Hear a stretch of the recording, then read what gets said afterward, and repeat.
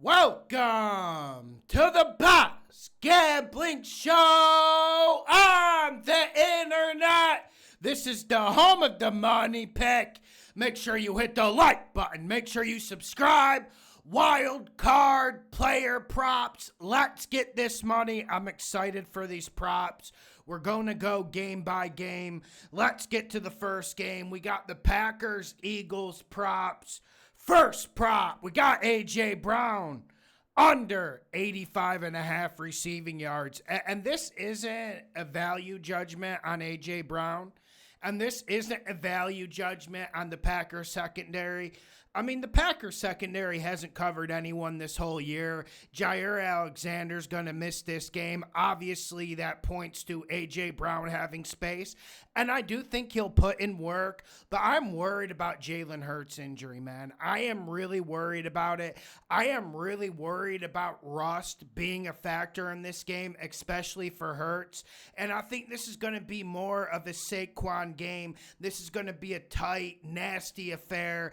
I don't see a lot of rhythm from the Eagles offense. Even when they were at their heights, this is a run-first football team. And sure, A.J. Brown can hit a big play at any moment, but I'm going under the 85.5 receiving yards.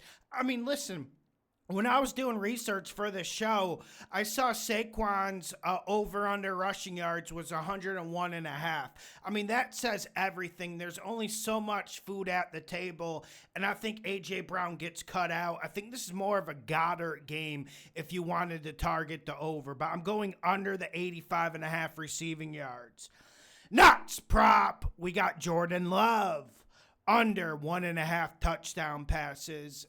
Listen, I think this is a Josh Jacobs game, and I think this Eagles secondary is a top 5 secondary in the league, and I'm also just going left on Jordan Love. I never fell in love with him, and I know I looked bad in the playoffs last year with the Jordan Love going off, but I think we've seen his limits, and then we're hearing stuff like every time he throws, it hurts. He's injured. He's banged up going into this game, and like I mentioned with Hurts, is Hurts going to be at full strength? Is Jordan Love going to be at full strength? I'm going no, and I still think this Packers offense is run dominant. They are a run team. This isn't the same team as last year. I'm going under the 1.5 touchdown passes.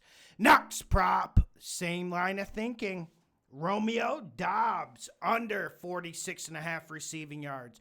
Like, I know there's no Christian Watson, but that's not really a factor in this decision. I just don't think Romeo Doubs is all that great. And I don't think he has good matchups this game.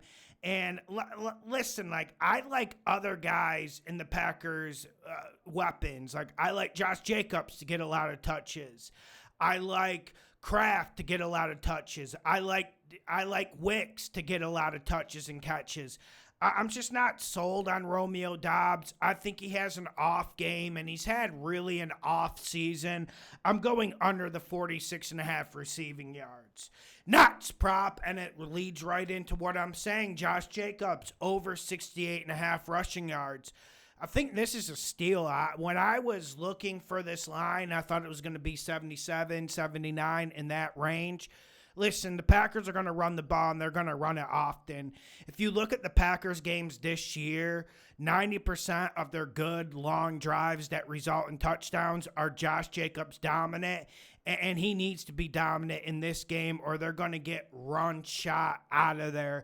I'm going over the 68.5 rushing yards, and listen, if you give me a choice in terms of, are you going to run the ball against the Eagles or are you going to throw it against them, I would definitely lean towards running the ball, even though I think this Eagles front seven is pretty damn good. Nuts prop, we're doing the same thing. We're working the same scenario with Love. I'm going Jaden Reed under 20.5 yards for longest reception. And we've seen him get open downfield a lot. And we've seen Love try to throw it downfield a lot. They tend not to hit. They hit the first 4 weeks. After that, they're just not hitting. And we've seen him have a lot of drops. We've seen Reed struggle at times.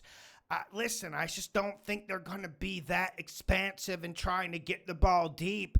And if he does get deep in freedom, I'm not sure he's going to catch it. Give me Reed under 20.5 yards for the longest reception. I do think he's going to be a factor this game, though. I actually rate him a lot higher than other people. I just don't think we're going to see one of those deep aerial balls. If I'm the Eagles, I'm making him work underneath and get the hard yards. I think that's what the Eagles do. Next game, we're going to the Commanders Bucs game.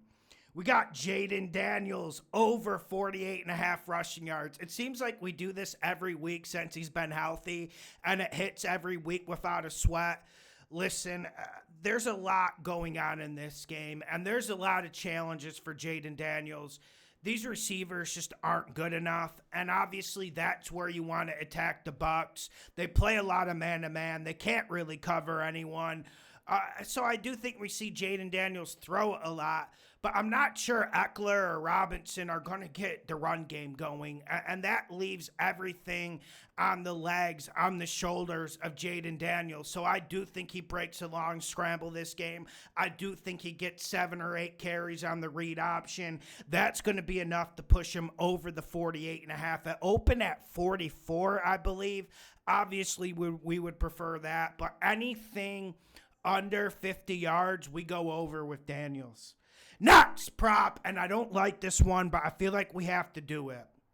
Next prop is Bucky Irving over 87.5 rushing yards. I know, I don't like it.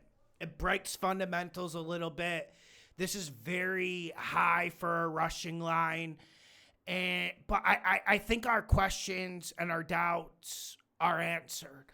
I want to make sure Bucky Irving's going to get the lion's share of the carries. I want to make sure he's getting 90 to 95% of the carries. And I think we've elevated to that point. And then in my analysis in this game, the weakest unit of any team entering the playoffs is this Commanders run defense. It's the weakest unit in this playoffs, and I think the Buccaneers take advantage of it. I think we see Tristan Wirfs and this big Tampa Bay offensive line leaning on them, and Bucky needs to get at least 20 carries in this game to set Baker up. I think Bucky Irving goes off. He's turning into a star. He's getting better week by week, and most importantly, for a running back, he is entering this playoffs with fresh legs. We can't say the same thing about other running backs. So maybe splitting carries with Rachaad White and other dudes earlier in the year will have a big benefit for us. I'm going over the 87.5 rushing yards for Bucky Irving. Next prop, Brian Robinson under 44.5 rushing yards. I love Brian Robinson. Honestly, the Commanders were at their best this year when he was running between the tackles, bullying people over. Ever since that hamstring injury around week 13, he just hasn't been the same. But also, I'm not hating on Robinson. This offensive line hasn't been the same. So he is going to get his touches. He is going to get his 12 to 14 carries.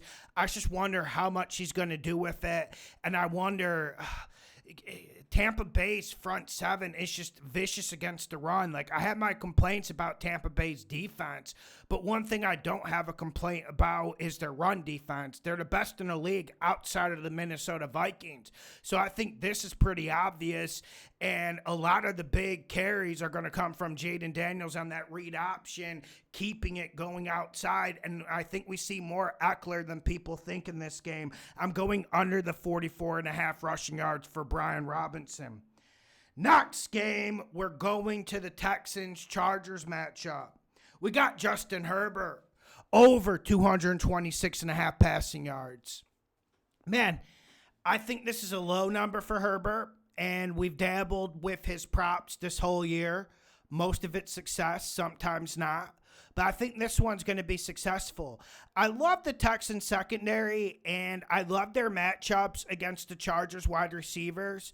But at a certain point, we have to give Herbert his props. He's probably a top 5 to top 7 quarterback. It would be nice to see him with better options so we can better judge and give him fair treatment. But I think they're going to need to throw the ball. The Texans' run defense has been pretty damn stout this year, and I trust the Texans to take away the run. And that's kind kind of what you need to do against the Chargers. You take away the run, and then you let people like Jackson, Disley try to beat you. Josh Palmer, you let those guys and DJ Chark try to beat you. Herbert will make plays. He will do things, but there are limits to everything. With that being said, though, I think he puts up at least 240 pass yards.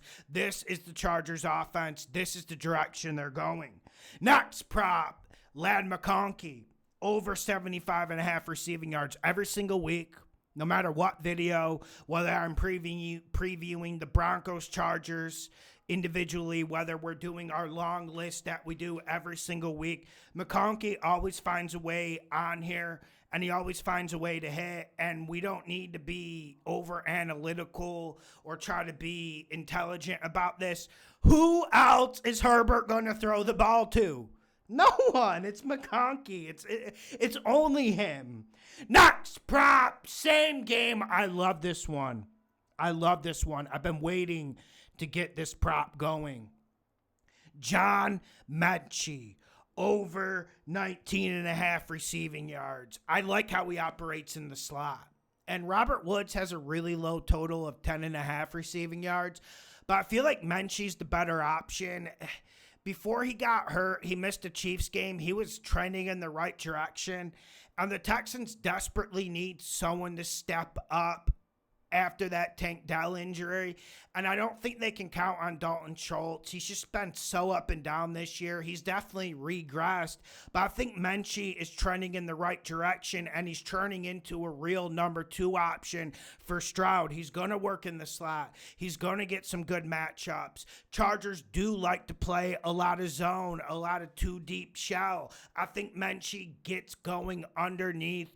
Obviously, they're going to shift the coverage to Nico Collins. I think Menchie is the beneficiary here, and I do think the Texans move the ball. Like I said before, I think this is a Joe Mixon type game, but outside of Nico Collins, who do you trust? I don't trust Dalton Schultz anymore, even though every time he's on the list, he hits. There's just a lot of drop passes from Dalton Schultz. I see Menchie having a big game. I'm going over 19.5 receiving yards. I wouldn't mind you alting this up to 37.5. Next game, we got Broncos at Bills. The other games I don't have props. I don't want to force it. Broncos at Bills, I have 2 props, and they're going along the same line of thinking. Josh Allen, over 7.5 rush attempts. I believe that's minus 110. Most of these are minus 110, minus 105. But the one I like the most, and that's a money, is Josh Allen over 39.5 rushing yards. Listen, this Broncos defense is challenging. And one thing this Broncos defense does is they play man-to-man. They get pressure on you, and Vance Joseph sends blitzes, and they're well-coached. What can beat well-coached pressure? Josh Allen breaking tackles and going God mode, going all Madden mode in a playoff game when they need it. The Bills could be with their backs up against the wall. We know this receiving core is limited. We know they're not great at creating separation. I think Josh Allen will reach points in this game similar to when they played the Chiefs at Ralph Wilson Stadium. He will get in tight situations, and he trusts his legs. He's healthy going into this game. He's a bull, and he's going to go forward. I absolutely love the Josh Allen over 39.5 rushing yards. Let's get this money. Slam the video. Slam the like button. Man, it's been a fun year doing player props, and I think I might do a separate props video for the Vikings-Rams, but I'll be honest, when I was looking at it, I didn't see anything that just stuck out to me. Make sure you hit the like button. Make sure you subscribe. The best gambling show on the internet. Have a great weekend, everyone.